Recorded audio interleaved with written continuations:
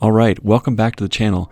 If you are new, I am in the process of putting a Tesla electric motor into this silver 911.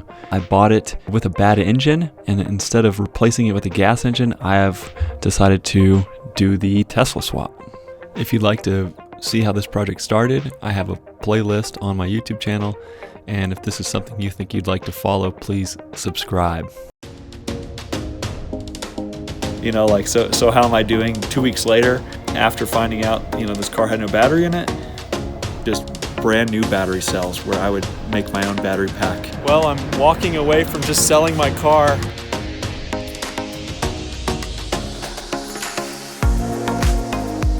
I am going to answer some questions that were posted in the comments section from the last video. And I figure it'd be more fun to just do a video.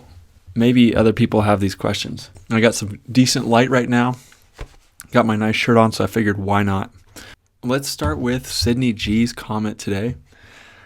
And Sydney, thanks as always for watching and putting comments and just interacting with the channel here. It's fun to see what you think and your reactions to the videos, as it is with everyone. So I appreciate all the comments, and I've realized I have my own way of thinking, and I want this channel and this project to appeal to as many people. I want to bring in as many people as I can, and sometimes I get techie, and I'm talking like very techie, but I want this to, I encourage people to ask questions as simple as they may seem, because a lot of times I realize I just like skip over stuff. I will, I just have kind of my own narrative in my head, and so I just kind of go.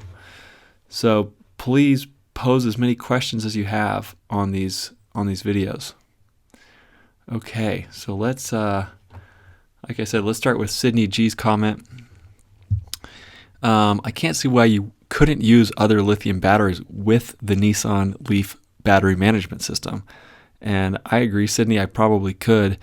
It would probably obviously be a little bit trickier than just using Nissan to Nissan parts, but I agree with you. It'd probably be fine. Just take a little extra work to figure it all out. Were the contactors still in the pack, or did they nick them as well? If I'm honest, I don't totally know what contactors are yet. And I've said this in videos before, I have never done anything like this. And building an electric car, I've never done anything like this. So I don't even know what contactors are. I did Google them, and there was nothing in the battery box that looked like that. So I don't think so. Same for the battery management system. That I'm pretty sure that's not in there, because that's a pretty good size module, and I just didn't see it. This one is from Wilder. Wilder asks, what is the hesitation from using a Tesla battery? That is a great question. And I don't know if I've touched on it in previous videos. I think I may have, but for those, it's a great question. I'm sure other people are wondering, like, if you have a Tesla motor, why don't just use Tesla battery?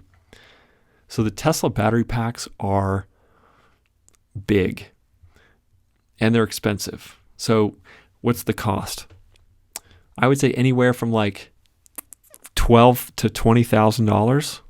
And the cost is definitely a thing, but I do want to build this car right. I'm kind of trying to do it on a budget, but I also want this car to come out amazing. So I'm not going to, I'll spend the money where I want to spend the money. So it's less about the money, it's more about the weight. The Tesla batteries are heavy because they are so big. Like the smallest capacity Tesla battery is like 60 kilowatt hours, which I think would still take you like 220 miles, something like that. And then the largest right now are 100 kilowatt hours, which will take you like 350 miles or something like that. Those packs, I'm guessing, weigh at a minimum 800 pounds, and they're probably up to like 1,500 or 1,600 pounds. So the packs I'm looking at are like 400 to 500 pounds. So I do want to keep the weight low in this car. I do want it to go around a corner well when it's done. And I just don't need all that range. This is not going to be a road trip car. It'll be around town. I would love for it to be a track car. That would be sweet, wouldn't it? So I do want it to keep it relatively light, and it is nice that, if I don't need a big battery pack, I don't need to pay for a big battery pack. And some people think, like a regular Tesla comes with like 16 modules or like smaller bricks. I mean, they're big. Like a Tesla module's like this big. They're only 24 volts each, and you need 16 of them for a complete system. So you can't just like run half.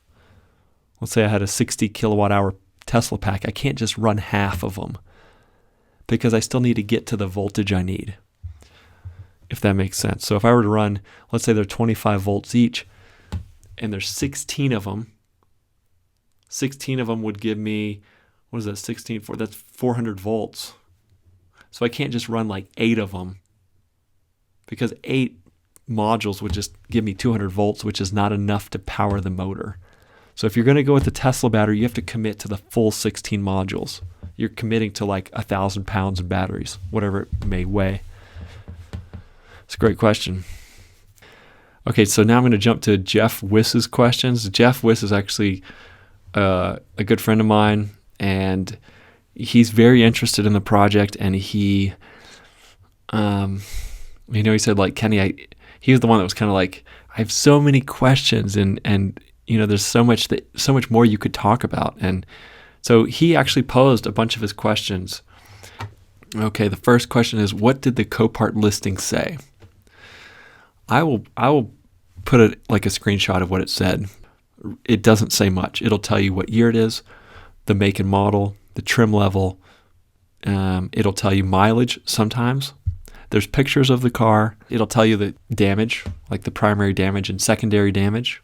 But there's not a lot of information. There was no, there's a notes section, and it's almost always left blank and says no additional notes. I'll show a screenshot of that. Jeff asks, does the auction ask whoever's selling a car if they've removed anything significant from it before they list it? And the answer in my case would be no. I don't think they ask. I think you can bring a car to Copart, or, Copart is the auction I use. There are other auction sites. One is called IAAI. If you watch the Rich Rebuilds channel, he likes to buy cars from there because I think it's close to where he lives. Copart is close to where I live. They might have some in Denver as well. I don't know why I use Copart. It's just what I've been using. I should probably look at IAAI as well. But I think in the case of my car, someone bought it. And this is the interesting thing. It has 2 auction stickers on it. So I bought it on March 18th. Someone else had bought it on March 1st. So what I'm thinking happened is someone bought it on March 1st. They took it home. They dropped the battery box out of the bottom. They took all the batteries out. And then they put the battery box back in. And they took it back to Copart. And they said, this is how much we want to get for the car. As is. I don't think they have to say anything else to Copart. I don't think Copart's asking like, well, what did you take off the car? So why wouldn't they ask? Jeff says it seems like a pretty simple question to ask before selling something. So why wouldn't they ask? They don't need to. I think you could take a car to Copart. I mean, Copart, they sell anything. We just had the Marshall Fire here in Boulder, and there are cars on Copart in the Denver area. You can go and look it up right now that are just burnt pieces. They're just burnt heaps of metal, and they'll sell that. I mean, I think you can take whatever you want to Copart and sell it. You could take a car and take the engine out, and you could take all the seats out, and you could take the windshield and the doors, and they'd say, okay, well, how much do you want to sell it for? You could say, I don't know, $2,000, and they'd say, okay, we'll list it for $2,000 and see how it does. So I think that's what happened with my car. Someone brought this Nissan Leaf to Copart. They just said, all I want is $1,800 for it. That was the buy it now price. That should have been a red flag for me. Because most of these cars go for $6,000 or $7,000. But like I said in an earlier video, I am a sucker for a good deal. Why don't all cars sold from Copart have their catalytic converters cut off? I love this question. It kind of goes to the same point. I think you could sell a car, anything that once was a car or is kind of a car, you can sell it at Copart. You could sell anything you want over there is the impression I get. So I'm sure a lot of people do cut the catalytic converters off the car before it goes to auction. That would be easier to tell though than a missing battery. You just have to look underneath in most cases. But again, when you look at a Copart ad, like I'll show, they're not showing pictures of underneath the car. They just show, they'll walk around the outside and they take a picture of the dash and they'll show the back seats and they'll show the front seats and they'll show under the hood. You can order what's called a condition report. It's about $35. I don't think they're going to like crawl underneath the car and take pictures though for you. So in most cases with an auction car, just go there. Just look at it yourself, poke around, take some tools if you need to. I don't know how much they let you take apart. I've never done it, but that's the best way to do this. Can you find out who the previous seller was? That would be tricky. Like I said, this car went to auction twice in March. So someone bought it on March 1st, took the battery out, I'm guessing, took it back, and then this guy, bought it on March 18th. I'm having a good time with these questions. I hope you're enjoying listening. And why would I want to know who the previous seller was? So I could be like, you owe me those batteries? Well, it was priced for a car that didn't have any batteries in it. So I don't think they would be like, dude, you bought an $1,800 car. Would you think it was going to have batteries in it? He poses this question. Let's say there's $1 million cash in the trunk and he wanted to return it to the owner. Would they just say it's not possible? I bet I could figure it out. I don't think Copart would help me though, but maybe. How did Copart treat you when you reached out to them? They were actually pretty nice. The first lady was like, oh, that's unfortunate. Let me put you through to my manager. Didn't reach the manager. It went straight to voicemail. Okay. Left a message. They didn't call me back. I wrote to the manager of the yard. They eventually got back to me, the regional manager in that area got back to me. And they just said, there's really nothing we can do, which was what I expected. They just said, you just need to come look at the car if you're going to buy it. I said, yeah, I know. I'll do that next time. How good of a deal was it? It was a smoking deal. I can't resist a good deal. $1,800. I thought I had struck gold. Nope. The car had a buy it now price. So Copart is doing this thing like buy it now. Why are they doing that?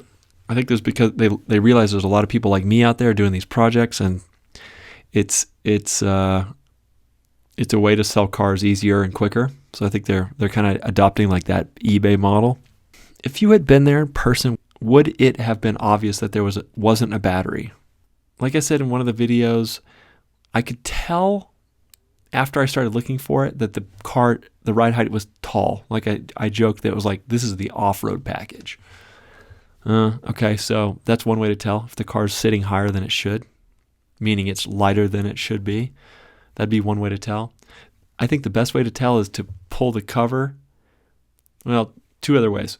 You can look at the dash. If there's no battery readout, either there's no battery or the battery's not connected. So that's a good way to look. But for that, you'd have to bring out a jump box probably. I'm guessing the battery would be dead in most of these auction yards. So you should bring a jumper box, or maybe they have them there. I don't know. I've never been out and visited. And then the last way to tell would be that there's a cover in the back seat. You can pull that and look down and see what you see. If you see the bottom of the battery box, that's a bad sign. How, could I have taken things apart to a degree that I would have been able to confirm that there was a battery or no battery? I would just say not really. Because to, completely confirm that the car had a battery, you really just need to look inside the battery box. And maybe you might get lucky by pulling that cover in the back seat. I'll put a picture of what I'm talking about because I put some video of when I first kind of thought there was no battery in my car. It shows the panel I'm talking about where it's in the back seat in the middle. You can pull it and you can look down into the battery box. Is there a market for wrecked Leafs with no batteries? I think there's a market for everything. I mean, you could sell anything.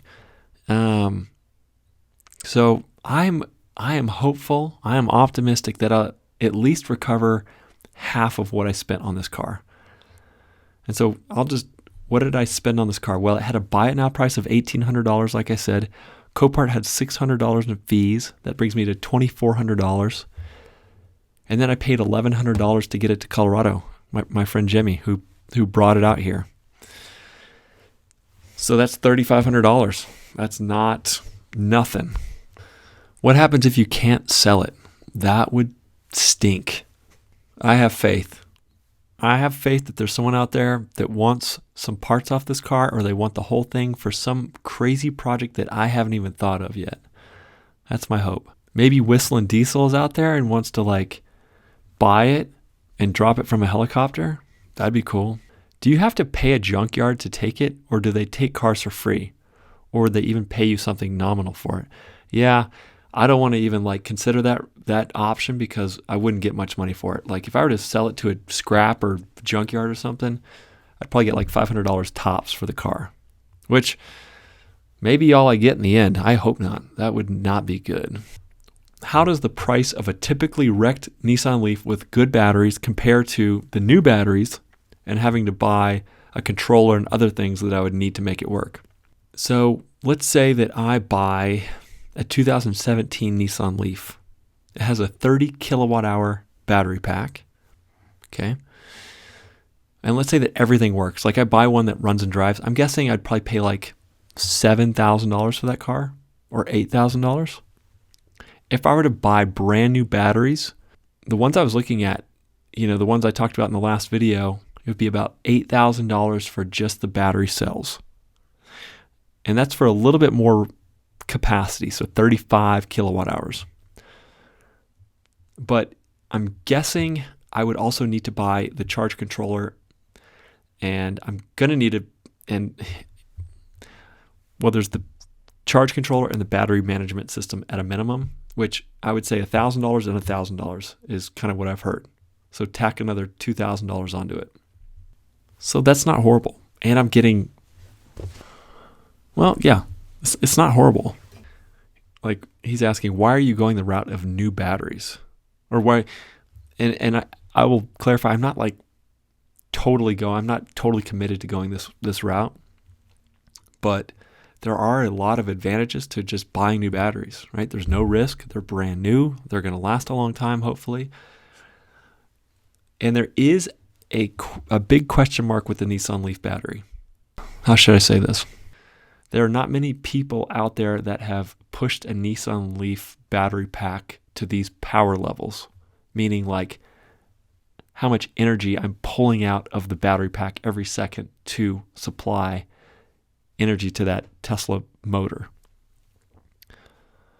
It's like one or two other people that I know of that have run high power, like 200 kilowatt systems from Nissan Leaf packs. But from everything I hear, they should be fine.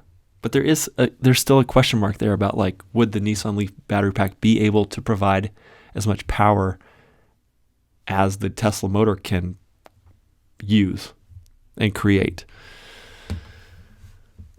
So that's a question mark.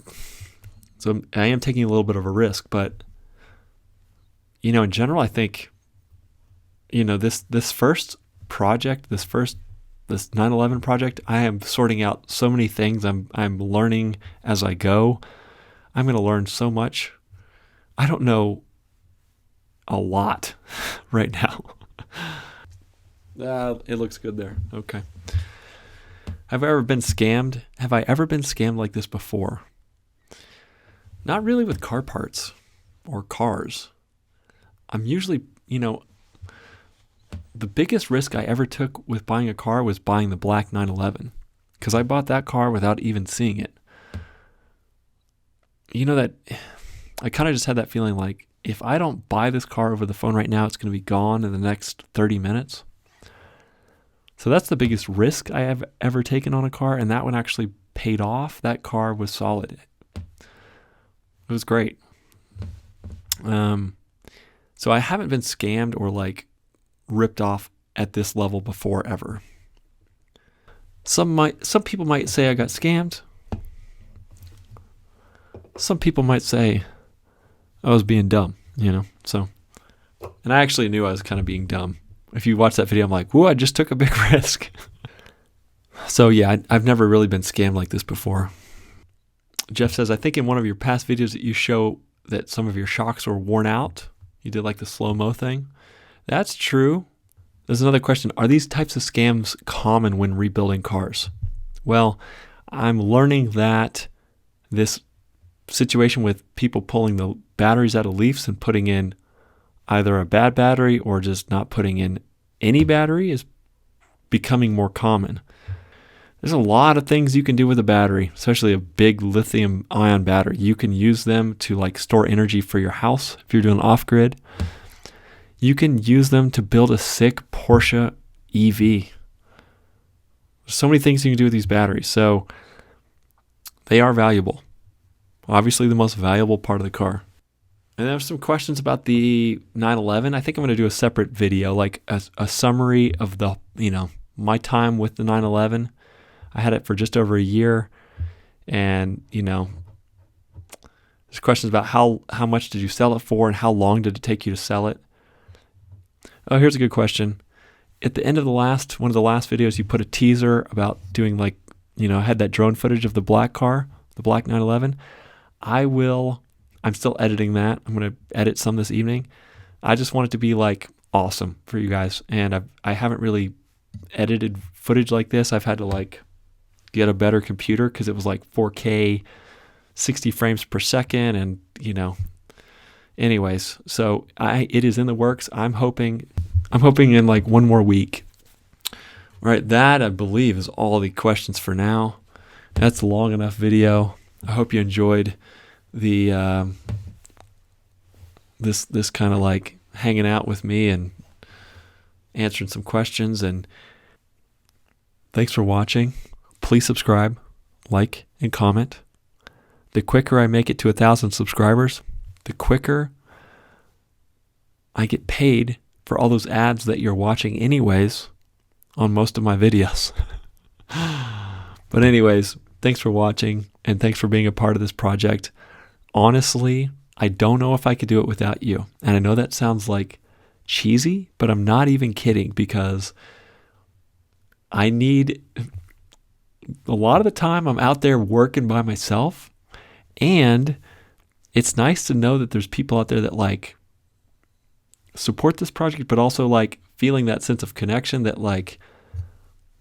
other people think this is cool and are along for the ride with me in a way. So anyways, thanks for watching, and I'll catch you next time. All right, bye.